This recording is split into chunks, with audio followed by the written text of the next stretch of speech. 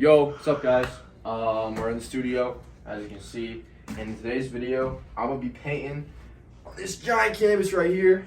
And I'm gonna be making a Stranger Things painting. Now, if you don't know what that is, what are you doing? It's one of the most popular shows on Netflix. I'm sure most of you guys have seen it. But yeah, I'm gonna be making a giant painting on this 30 by 40 canvas. And I'll be doing a time lapse, doing a little tutorial, showing you guys the techniques I use, stuff like that. And yeah, let's get into it. Yo guys, one more thing before we get started. Only 0.6% of people who watch my videos are subscribed. So what are y'all doing? Hit that sub button. I highly recommend that you guys do subscribe to my channel. I post art content all the time. And yeah, if you want to join me on this journey, then click that sub button on there, click the like button, and let's get into this video. Alright, to get started, I'm just going to go over some of the supplies I use. So for acrylic paint, I use Liquitex Basics. This is a very cheap paint, but it does work very well. That's what I use for mainly my base layers. Now for the oil paint, I use two different brands. The first one is Master Touch Fine Art Studio Oil Color, and then I also use Winsor & Newton oil paints. Pretty much just use them for any time I need like good detail, good bright colors. For brushes, I just use an assortment of brushes. I just get whatever brush I can really at Hobby Lobby. You just go look at the assortment pack. And for my solvent for oil paint, I use a Gamsol mineral spirits. It's pretty good. And then I put it in this brush tank.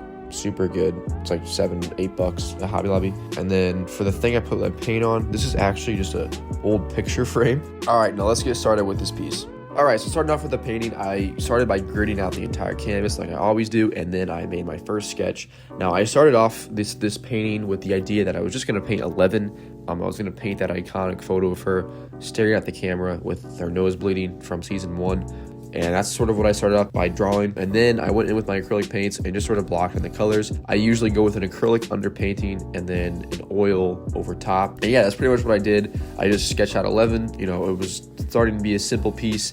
But then later on, I made my main decision for the piece, and this is what I'm doing right now. So I actually decided to put Henry, or number 1, or Vecna, whatever you call him. I want half of it to be 11's face, half of it to be his face. You know, if you haven't watched the show, those are some big spoiler warnings. So if you haven't seen the show yet, I highly recommend it. It's a very good show. At this point, I'm still using acrylic paint, but I'm about to start using oil paint. Now, if you've never used oil paint before, one of the things that I recommend is to always mix in whatever solvent you use with the paint. It's just to get the paint to be smooth, and it gets the paint to be thin. You know, it's like when you mix water with acrylic paint, right? It gets it to be a little bit lighter. It gets on the canvas a little bit easier. Obviously, with oil paint, you got to make sure you do not, make it muddy. So one of my techniques with oil paint is just to not over blend it. No, I pretty much just put a thicker layer on first, and then I go over it with a little bit thinner layers and just sort of blend it out when needed.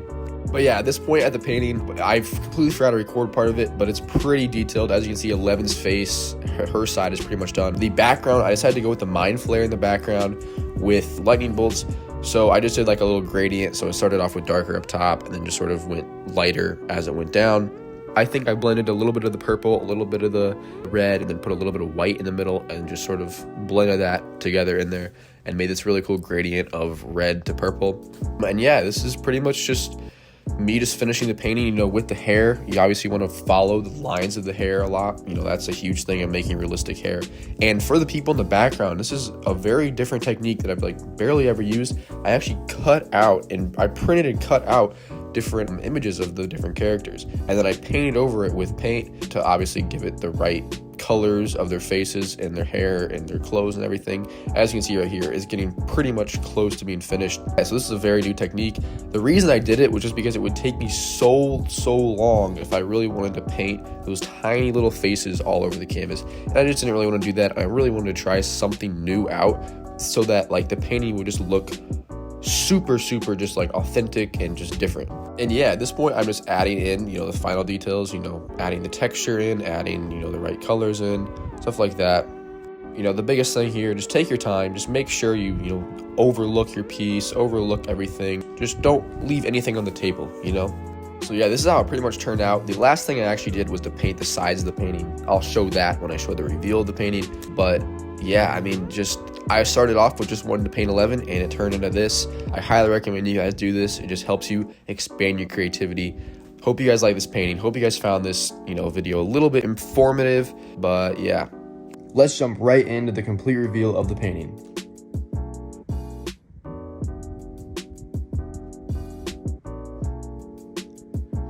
Here's the final piece, guys. Let me know what you think in the comments. I think it turned out super good. As you can see, there's so much detail.